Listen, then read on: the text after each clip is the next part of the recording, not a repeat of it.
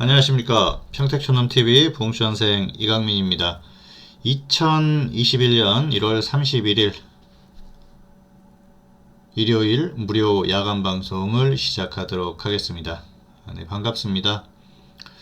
자, 1월의 마지막 날이네요. 1월이 시작한 지가 엊그제 같은데 시간이 참 빠른 것 같습니다. 금방금방 시간이 가죠. 다음 주가 지나가면은 그 다음 주에는 또 설이에요. 그래서 아마도 좀 정신이 없을 것 같기는 합니다. 설을 앞두고 좀 흐름이 좋아야 되는데 최근에 좋지가 않죠. 예, 그래서 아마 다들 그렇게 좋지는 않을 것 같아요. 왜냐하면은 사실 뭐 코스피보다는 역시 코스닥 쪽을 많이 공략을 하는 게 개인 투자자들이기 때문에 코스닥의 흐름이 굉장히 중요한데요. 최근에는 대응하기가 쉽지가 않았었습니다. 그런 면에 있어서 굉장히 좀 아쉬웠었던 그런 시간들이 아니었나 생각을 하고요. 그동안 상승이 할 만큼 했죠. 사실 뭐 너무 가기도 했는데 조금 더 좋은 흐름이 나와야 되지 않나 그런 생각도 하고요. 어쨌든 시장의 흐름에 맞게 잘 대응하시기를 바라겠습니다. 사실 그 개인 투자자들이 시장에서 가장 편안하게 대응하는 건 그거예요. 운 좋게 지수 저점에서 접근을 해서 지수가 계속해서 가는 겁니다. 그런데 그렇게 하기가 쉽지가 않죠. 작년에 지수가 급등하면서 2000선 위에서 그리고 뭐 2400, 2500 위에서 또 최근에는 3000선 근처에서 이렇게 접근하신 분들이 많이 있는데요. 그런 분들은 조금만 이렇게 출렁여도 좀 당황스러울 거예요. 그런데 당황스러워 하시는 분들은 오히려 다행이에요. 이거 잘못되는 거 아닌가 그런 생각을 하시는 분들은 다행인데 뭐 그냥 계속 가겠지, 그렇게 생각하시는 분들은 상당히 또 위험한 생각이다 그런 생각을 합니다. 어쨌든 잘 대응하셔가지고 그 어떤 좋은 결과를 만들기를 바라겠고요.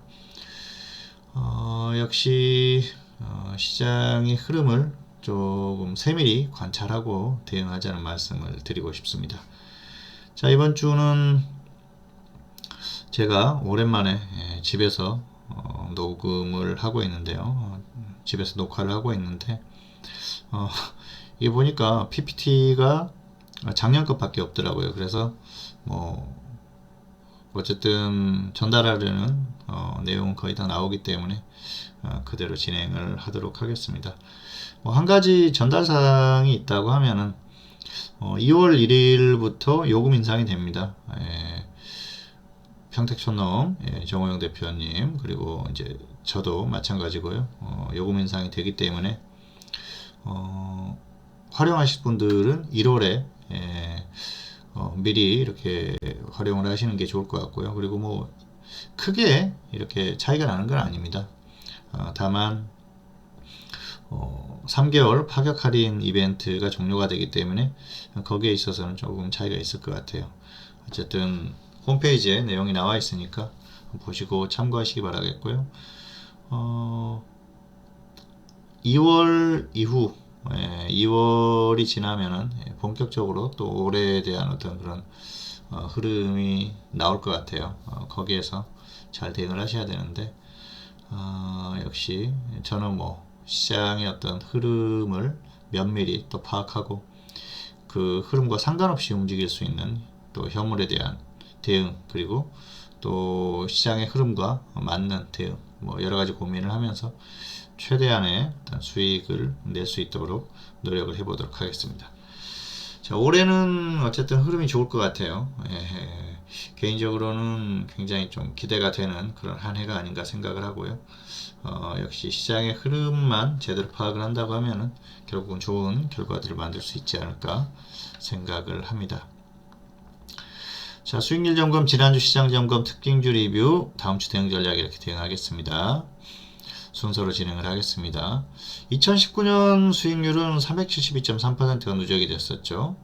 자, 그리고 2020년은 526%로 마감을 했어요. 2021년에는 2020년보다 더 나은 결과를 만들도록 하겠습니다. 왜냐하면은 작년에도 사실 뭐 3월까지 시장이 폭락했었지 않습니까? 그 구간에서도 예, 괜찮았었어요. 3월에 폭락하는 흐름 속에서도 거의 100%의 수익이 났었고요. 어쨌든 뭐 이런 결과를 만들었었기 때문에 올해도 시장의 흐름이 어떻게 나오든지 자신 있고요. 또 좋은 결과를 더 만들어 보도록 노력을 하도록 하겠습니다. 자, 그리고 지난주 시장 점검, 특징주 리뷰, 다음주 대응 전략 이렇게 진행을 하도록 하겠습니다. 자, 코스피 지수인데요. 죄송합니다. 코스피, 코스닥 모두 하락했었죠.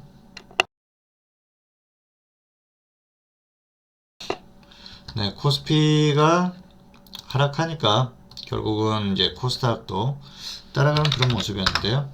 자, 코스닥 한번 보실까요? 많이 하락했죠.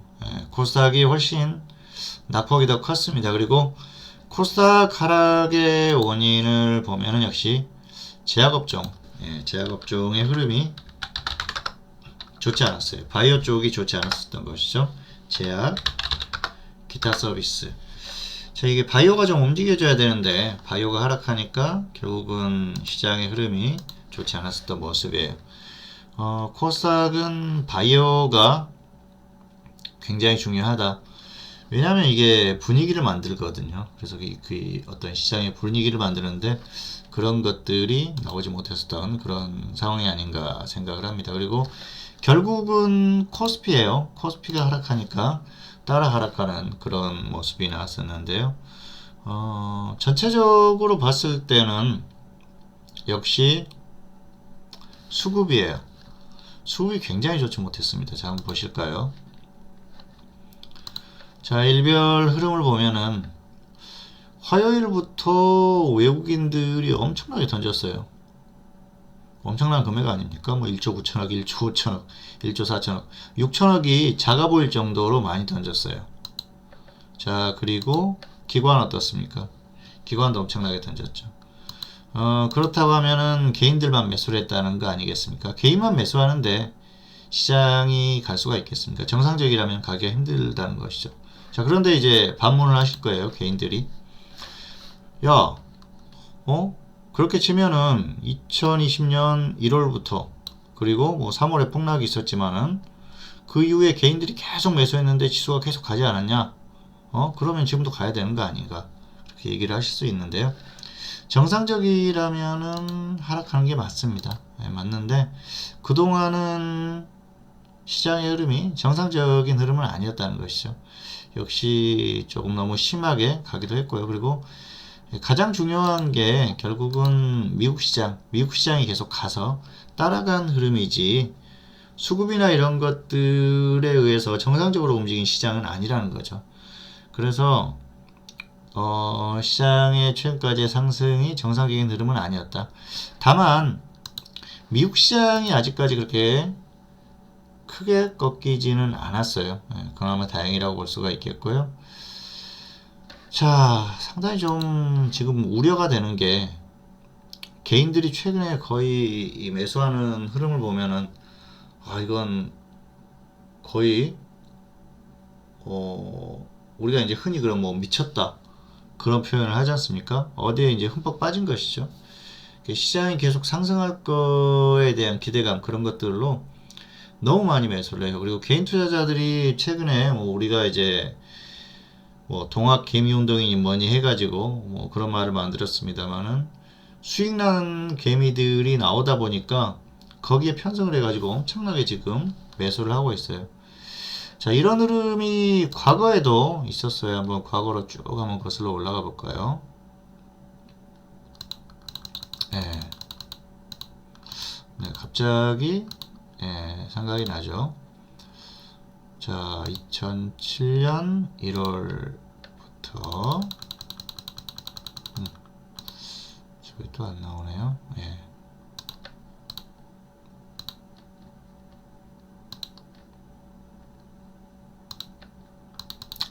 한번 보시도록 하겠습니다.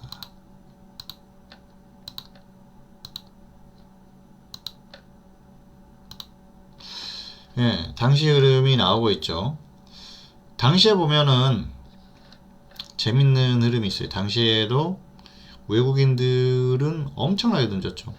자, 보십시오. 이 한 1년 되는 기간에 어떻습니까? 한 2년 정도 되겠죠?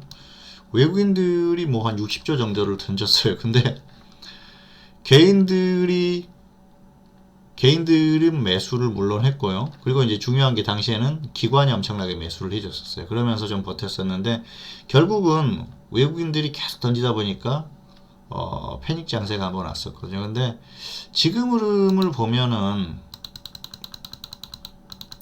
지금이 상당히 더 심각하죠. 뭐가 심각할까요? 지금 보시면은 자,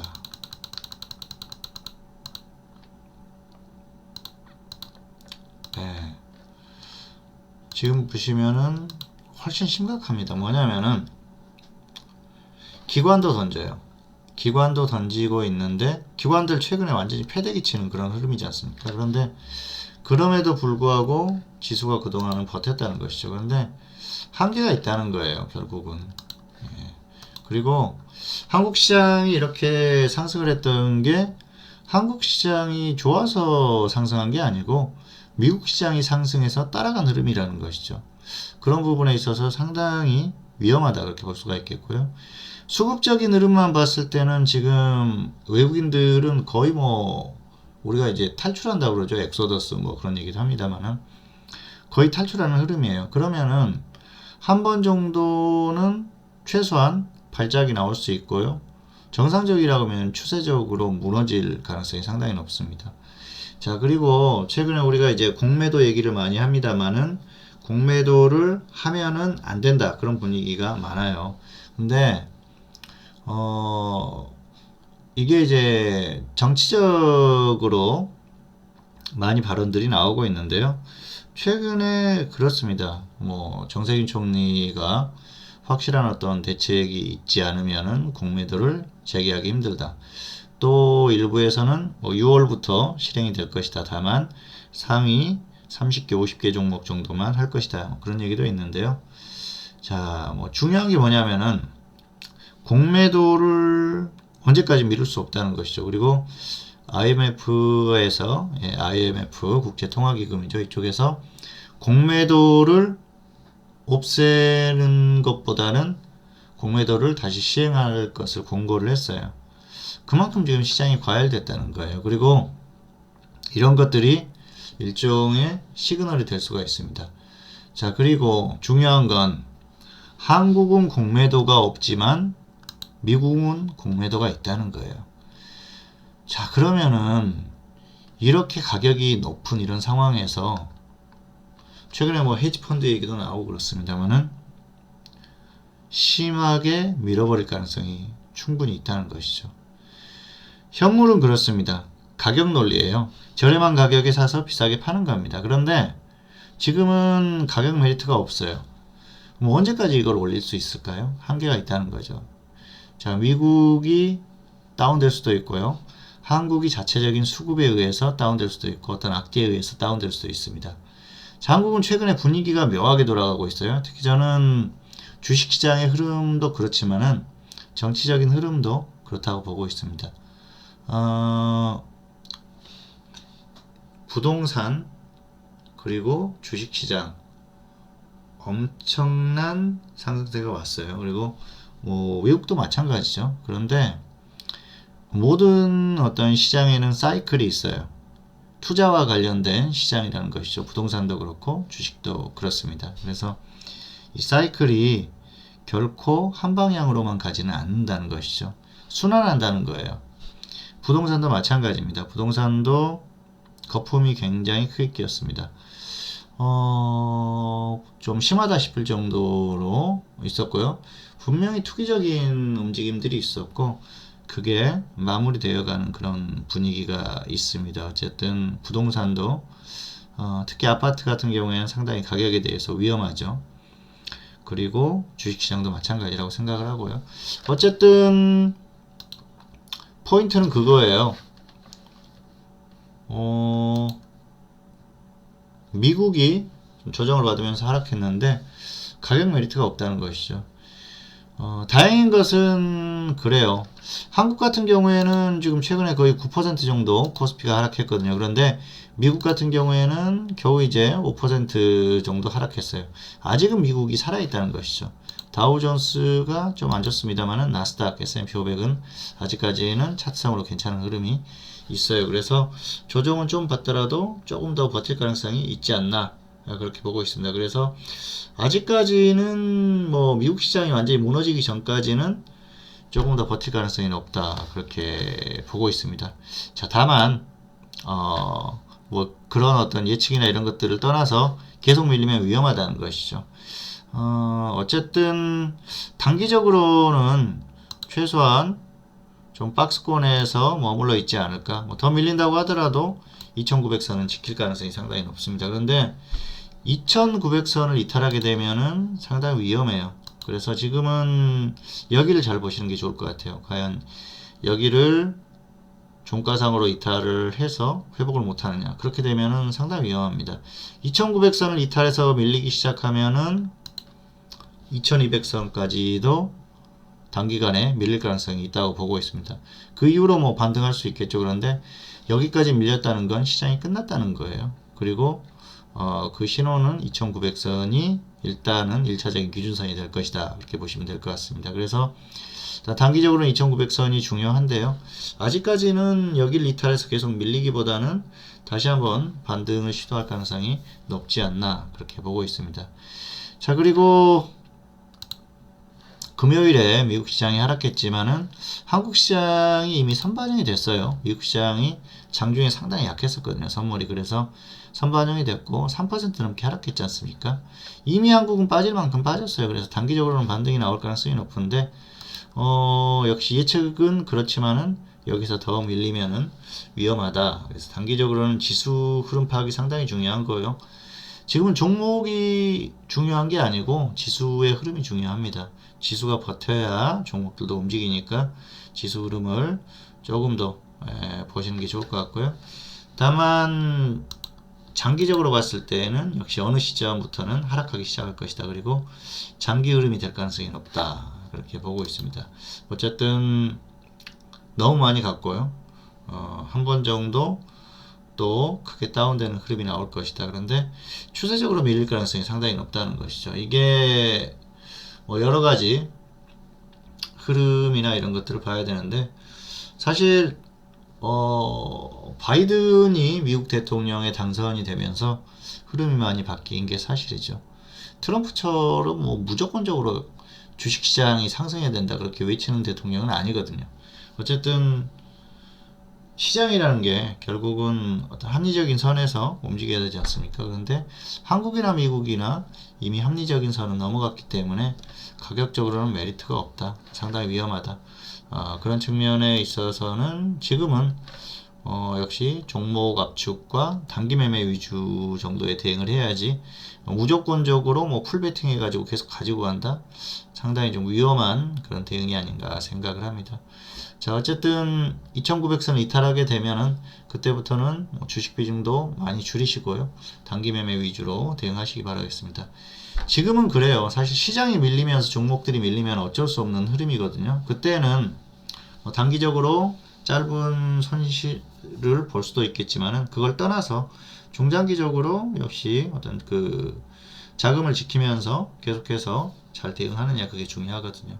그래서 단기적으로는 좀 손실을 보더라도 지수가 밀리면서 내 종목이 손절가가 왔어요. 그래서 손절한 거에 대해서 너무 크게 생각하지 마세요. 오히려 그래 여기서 방어를 잘했구나 생각을 하고 기회를 노리자 그렇게 생각을 하시면 될 것 같습니다.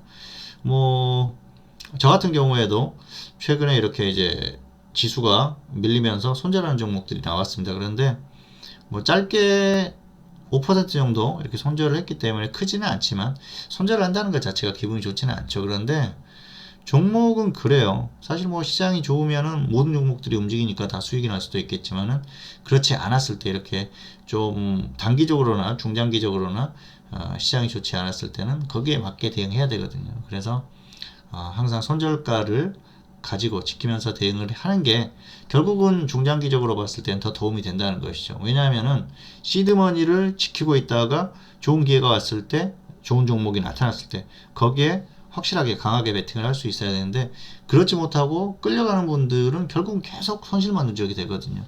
어쨌든 시장의 흐름에 맞게 대응하시는 게 좋을 것 같고요. 길게 보세요. 장기적으로 올해 뭐 1년을 봤을 때 내가 지금부터 대응을 해가지고 12월이 됐을 때 수익이 누적이 되느냐, 얼마나 많은 수익을 내느냐, 그걸 판단하셔야지 단기적으로 조금 좋지 않은 이 상황에 대해서 너무 크게 생각하지는 마시라는 거죠.